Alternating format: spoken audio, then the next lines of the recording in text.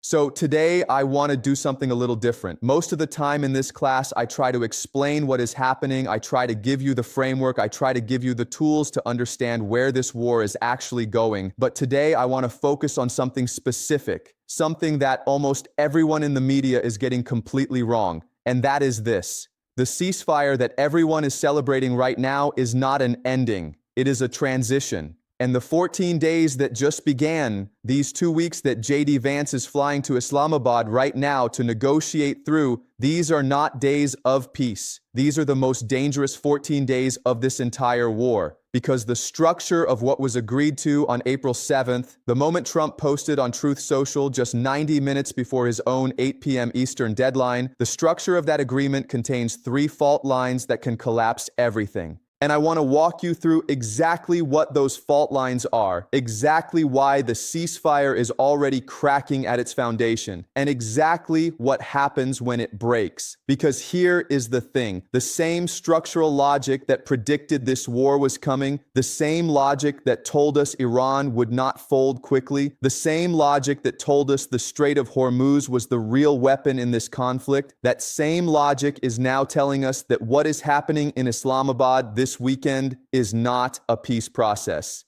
It is a race between 2 countries that both claim total victory, both have irreconcilable demands on the table, and both have their hands, as Iran's own Supreme National Security Council put it, on the trigger. Let me show you exactly what I mean. First, let me explain how we got here. Not the years of background, you know that. I mean the specific sequence of the last 48 hours, because the sequence reveals the problem. On April 7th at 6:30 in the evening Eastern Time, Pakistan's Prime Minister Shehbaz Sharif posted on X. He announced a ceasefire. His exact words were that the United States, Iran, and Israel had agreed to an immediate ceasefire everywhere, including Lebanon. He thanked both countries. He invited their delegations to Islamabad on Friday, April 10th. He was expressing not just optimism, but a specific claim about what had been agreed to. That is the moment the ceasefire was born. And that is also the moment it began to die. Because within hours, Netanyahu's office released a statement. The ceasefire, it said, does not include Lebanon. And Trump backed him. He called Israel's war against Hezbollah a separate skirmish. And this is not a small technical disagreement between parties at the margins of a deal. This is a contradiction at the absolute center of what 3 parties thought they had agreed to. Iran's Foreign Minister Abbas Araghchi put it in plain language on X. The U.S. must choose ceasefire or continued war via Israel. It cannot have both. Iran's parliamentary speaker, Mohammad Bagher Ghalibaf, said 3 points of Iran's own 10-point plan were already violated before the ink was dry, and Iran's response was immediate and operational. By the morning of April 8th, the Strait of Hormuz, the waterway that was the single condition Trump attached to the ceasefire, was effectively closed again. 5 ships passed through all day, according to data tracking firm Koppler. 5. On a normal day, vessels carrying 20% of the world's daily oil supply move through that channel. The United Arab Emirates' own industry minister Sultan Al-Jaber posted on LinkedIn words that should have been on every front page. Let's be clear, the Strait of Hormuz is not open. Access is being restricted, conditioned, and controlled. The ceasefire's central condition had already failed, and the talks in Islamabad had not even begun. Now I want to apply the framework here. Because the question everyone is asking is whether this ceasefire holds. And that is actually the wrong question. The right question is, what does it mean that it is already broken on day 1? Let me give you the structural analysis. Look at what each player actually wants right now, not what they say, what they actually want. Because as I've said many times in this class, what players say they want and what they actually need are almost always 2 different things. And nowhere is that more true than in the Islamabad talks that are starting today. What does America say it wants from these negotiations? It says it wants a permanent end to the war. It says it wants Iran's nuclear program dismantled. Trump was explicit at his April 8th press conference. There will be no enrichment of uranium. The United States will, working with Iran, dig up and remove all of the deeply buried nuclear dust. Those are his exact words. No enrichment, full removal. That is America's stated demand. What does America actually need? America needs the Strait of Hormuz open, not in 2 weeks, not conditionally, now. Because the economic pressure is not abstract. It is already landing on American households. Before this war began, the national average for a gallon of regular gas was $2.98. By early April, it had cleared $4 per gallon, a 34% spike in roughly 5 weeks. Oil was above $97 a barrel as of this morning. JP Morgan analysts have warned of the inflationary damage that continues as long as that waterway stays disrupted. The stock market's single best day in over a year came on Wednesday when the ceasefire was announced, and then Asian markets reversed on Thursday and Friday as investors processed the reality that the strait was still closed. The market told you the truth in real time. A ceasefire with the strait still blocked is not a ceasefire. It is a pause with economic pain still running. Trump knows this. His political standing depends on the economy.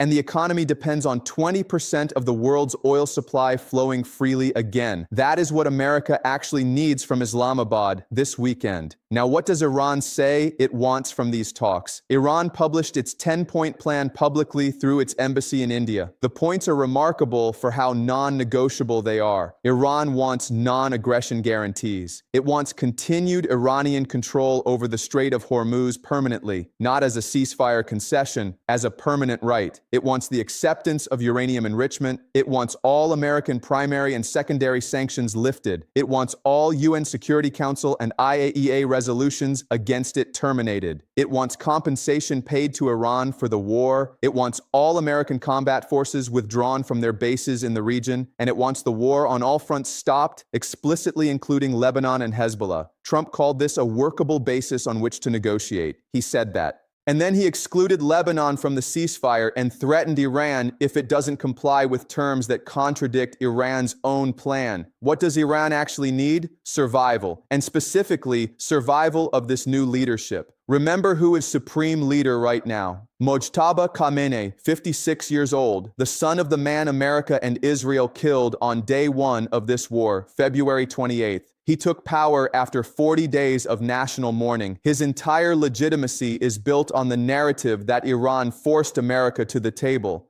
that Iran did not surrender, that Iran won. Every concession he makes now, every point he retreats on during the Islamabad talks, costs him domestic legitimacy that he cannot afford to spend. He came to power on the story of resistance. He cannot end his first major diplomatic act by handing over Iran's nuclear program. If he does not survive politically. And if the leadership does not survive, the entire structure of the Islamic Republic enters a crisis that nobody in Washington or Tel Aviv actually wants to manage. Now let me apply the same analysis to Israel. Because Israel is the variable that everyone in this negotiation seems to be hoping will behave rationally and that nobody has the power to control. What does Israel say it wants? Netanyahu has been clear. He wants Hezbollah disarmed in Lebanon. He wants it done now, before any permanent ceasefire is negotiated. He told reporters directly that the ceasefire with Iran does not include Lebanon. He wants direct negotiations with the Lebanese government on disarming Hezbollah and establishing peaceful relations. Lebanon's government responded with equal clarity.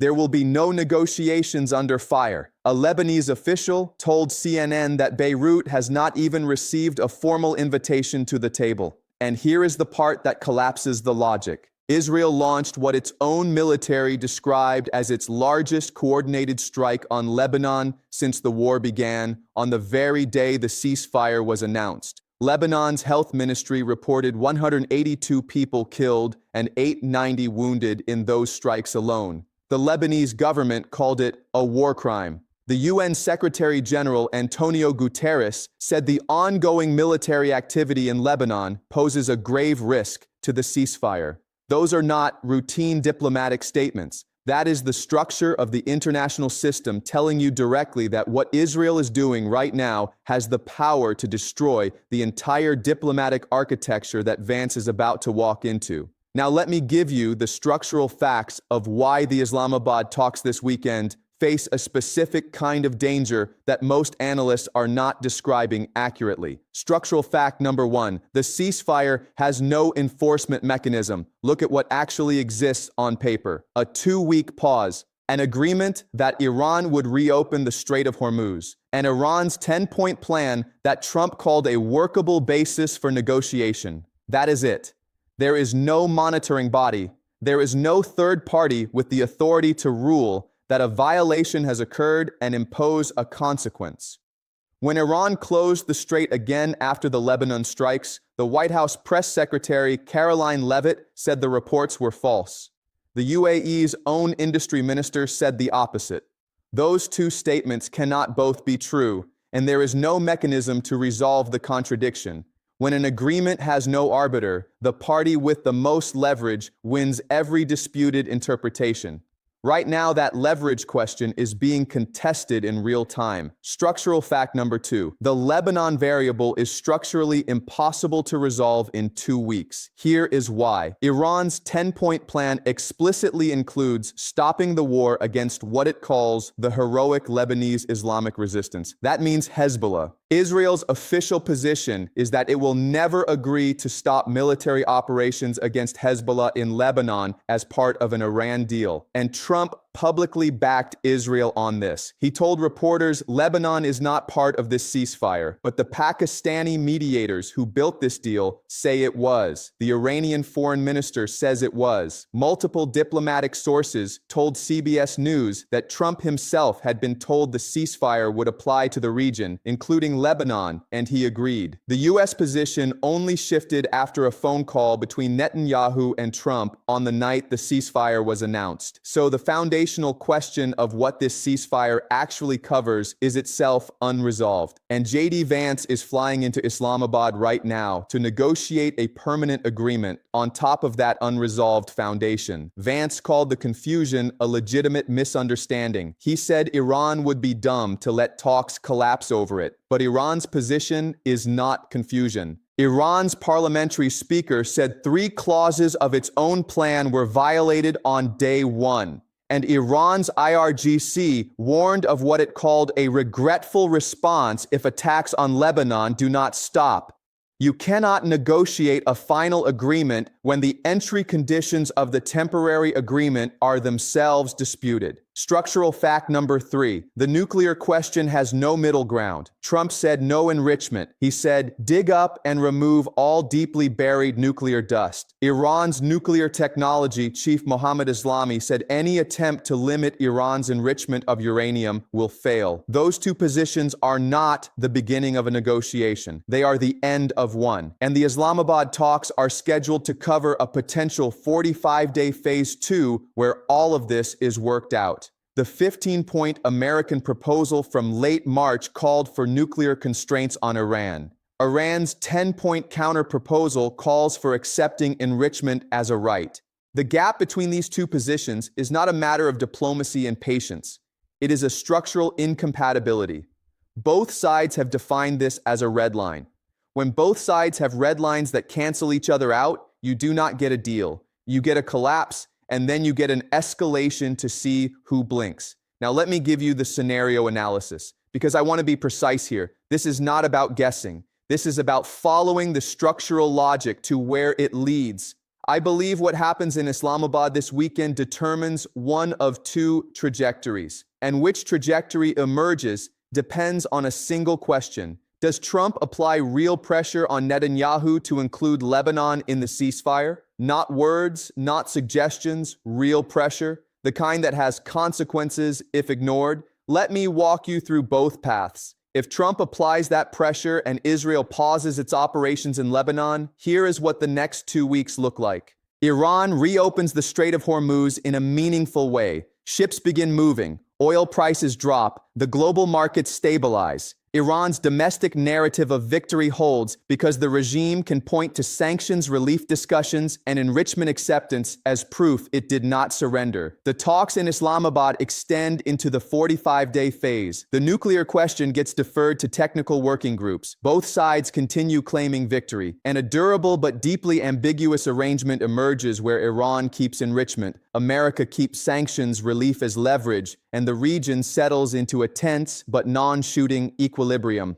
This is the best realistic outcome. It is not peace. It is managed coexistence, and it is survivable for all parties. Now, if Trump does not apply that pressure, if Netanyahu continues the Lebanon campaign, here is what the structural logic produces. Iran uses each new strike in Lebanon as a justification to keep the strait restricted. The Islamabad talks become a theater. Both delegations arrive, issue statements, and then leave without agreement because the foundational contradiction, ceasefire with or without Lebanon, remains unresolved. By the end of week 1, Iran issues a formal declaration that the ceasefire has been violated by the party with which it agreed to the deal, not Israel, America, because Iran's position is that America controls Israel's military operations or at minimum enables them. And if America does not stop them, America is responsible for them.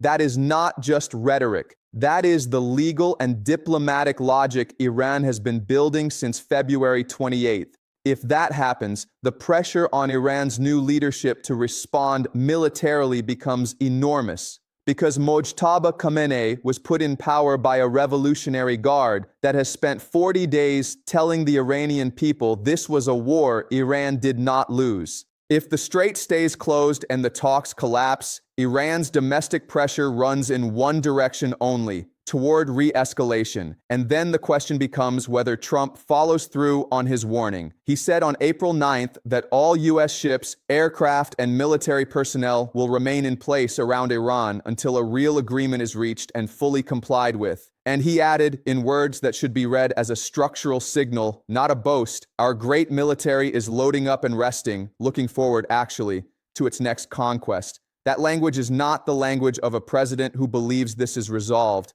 Now let me give you my 3 predictions, because I have walked you through the structure. I have shown you the players and what they actually need. I have shown you the fault lines. And now let me tell you what I believe happens. Prediction 1. The Islamabad talks this weekend will not produce a final agreement. They will produce a framework. A face-saving document that extends the ceasefire period and establishes working groups on the nuclear question, on Lebanon, on sanctions. Both sides will claim progress. Both sides will need to claim progress. Trump needs the economy to stabilize. Iran's new supreme leader needs to show his domestic audience that Iran won something real. So both parties will find language that allows each side to read the agreement as confirming their own narrative. But the core disagreements, uranium enrichment, Lebanon, permanent U.S. military presence in the region, those will not be resolved this weekend. They are not resolvable in a weekend. What emerges from Islamabad will be a delay, not a deal. Prediction 2. The Strait of Hormuz becomes the permanent instrument of leverage in the next phase of this conflict. Iran is not going to give up control of the strait as a strategic tool because it has just demonstrated to the entire world that closing it produces immediate global economic pain that forces even the United States to the negotiating table. That is the most powerful demonstration of leverage in modern geopolitical memory. Before February 28th, Iran's closure of the strait was a theoretical threat that analysts discussed in papers. Now it is a fact. Iran closed it, and the American stock market crashed, and Trump accepted a ceasefire. Iran knows what it has. And the 10-point plan's second point, continuation of Iranian control over the Strait of Hormuz, is not a negotiating position. It is Iran formally converting the lesson of this war into a permanent doctrine. America will resist this. The UN Convention on the Law of the Sea does not permit a state to charge transit fees or restrict passage in international straits. Trump explicitly warned Iran on April 9th not to charge tolls. But Iran is already directing ships to coordinate with the IRGC Navy and use alternative routes. The strait, which moved 12 to 15 million barrels of crude oil per day before this war began, had only 5 ships passing through it on April 8th, according to Kepler's data. South Korea currently has 26 vessels, including oil tankers, unable to transit. Japan's prime minister has warned that continued closure threatens his country's economic survival within months. The gap between what America demands and what Iran is actually doing in that waterway right now is not being bridged. It is widening. Prediction 3. The war does not restart in the next 2 weeks, but it does not end either. What emerges from the Islamabad process is a prolonged zone of ambiguity, a frozen conflict in which military operations have paused, but the foundational disputes have not been resolved. Israel continues its Lebanon campaign under the legal cover of it being excluded from the ceasefire. Iran continues restricting Hormuz traffic under the legal cover of ongoing ceasefire violations. Both sides continue rearming. The U.S. Pentagon's $200 billion additional war funding request, which is sitting in Congress right now, tells you what the American military establishment believes is coming. You do not request $200 billion in war funding because you believe the crisis is over. You request it because you are planning for what happens after the ceasefire breaks. And Iran's new supreme leader, Mojtaba Khamenei, whose first written public statement as supreme leader was read on state television in the days after the ceasefire, is not a figure who emerged from the ruins of the old leadership to make concessions. He emerged to consolidate a narrative of Iranian defiance that he cannot abandon without losing the legitimacy that put him in power. Now let me address the questions that are being asked everywhere right now, because there are 3 questions I hear constantly and I want to answer them directly. Question 1, will J.D. Vance actually achieve something in Islamabad this weekend? Vance told reporters as he left Hungary on Wednesday that there were actually a lot of points of agreement between the two sides. He called the confusion over Lebanon a legitimate misunderstanding. He is trying to create momentum before he arrives. But here is the structural problem. Vance is arriving at talks where Iran's own ambassador to Pakistan deleted a social media post confirming the delegation's arrival without explanation, and then the embassy said it was sent prematurely. That kind of diplomatic hesitation the night before major talks begins does not reflect confidence. It reflects internal disagreement about whether to go at all. Iran's foreign minister Araghchi has accused the U.S. of allowing Netanyahu to kill diplomacy. If Araghchi arrives in Islamabad saying America is violating the deal, while Vance arrives saying the strait must open immediately, the talks do not produce a breakthrough. They produce a documented record of each side's irreconcilable position. That record becomes the basis for the next escalation. Question 2. Can Trump force Netanyahu to stop the Lebanon campaign? Multiple diplomatic sources told CBS News that Trump had agreed the ceasefire included Lebanon before Netanyahu called him. The U.S. position only changed after that phone call. This tells you the actual architecture of American decision-making right now. Trump agreed to one thing and then changed his position after one conversation with the Israeli prime minister. That is not a negotiating position of strength going into Islamabad. Iran's foreign minister read that sequence exactly as it appears. America cannot commit to terms it agreed to because it cannot control the actions of the party fighting on its behalf. If America cannot deliver Lebanon into a ceasefire, Iran has no incentive to deliver the strait. Question 3. What happens on April 22nd when the 2 weeks expire? That is the real deadline, not this weekend's talks. April 22nd is when the structure of the agreement runs out. And here is what will be true on that day if current trajectories hold.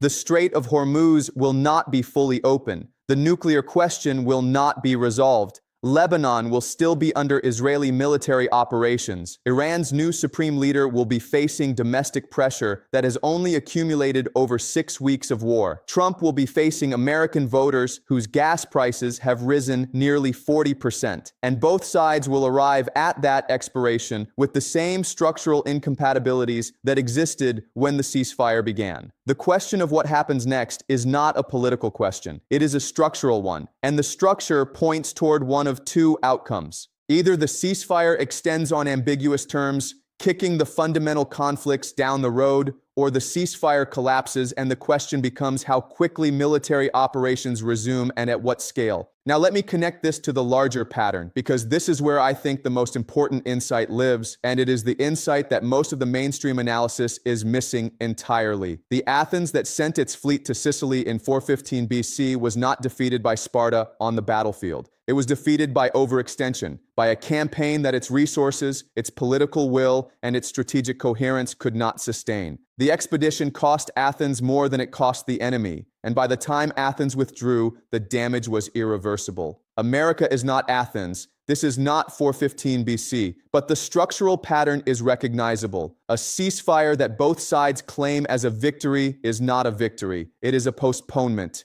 And postponements only work when the underlying conditions change during the pause. Right now, the underlying conditions are not changing. Israel is continuing its Lebanon campaign. Iran is maintaining strait restrictions. The nuclear positions are further apart, not closer. The economic damage is already done and will take months to reverse even if the strait opens tomorrow. The question that history keeps asking empires in moments like this one is not whether they are strong enough to win the war. The question is whether they are wise enough to understand what winning actually requires. America's condition for the ceasefire was simple: open the strait. That condition has not been met. As of this morning, the UAE is publicly saying the strait is not open. Abu Dhabi's oil chief said access is being restricted, conditioned, and controlled. Iranian ships are directing tankers to seek IRGC permission and use alternative routes. 5 ships passed through on the first day of the ceasefire. That is not an open strait. That is a strait under new management. And if that new management is what persists after April 22nd, what the world will have witnessed is not a ceasefire. It will have witnessed the permanent conversion of the most important energy choke point on Earth from a theoretically international waterway into an operationally Iranian-controlled channel. That is a strategic outcome that no American administration can accept publicly. And that is precisely why this 2-week pause is not a resolution. It is the gap between the last explosion and the next decision. What happens next is not written yet, but the logic of the structure is clear. 2 parties with irreconcilable demands are sitting down in Islamabad today under a ceasefire that neither side believes the other is honoring. One side thinks Lebanon is included. The other says it is not. One side demands no enrichment. The other has made enrichment a constitutional right. One side says the strait must open unconditionally. The other has already reclosed it twice. These are not the ingredients of a deal. They are the ingredients of a managed impasse that holds until one side decides the cost of holding is higher than the cost of breaking it. And the side whose domestic pressure is building fastest right now, the side whose new supreme leader took power on a narrative of defiance that cannot be traded away at a negotiating table, the side that just demonstrated it can close the world's most important waterway and survive, that side has less reason to compromise than anyone in Washington currently wants to admit. This is not prophecy. This is the structure of the situation speaking. And as I have said many times in this class, the structure does not lie. What happens in Islamabad in the next 48 hours will tell us which path we are on. Watch it closely. Because the next chapter of this war, if there is a next chapter, begins the moment the talks end and both sides translate what was said there into what they do next.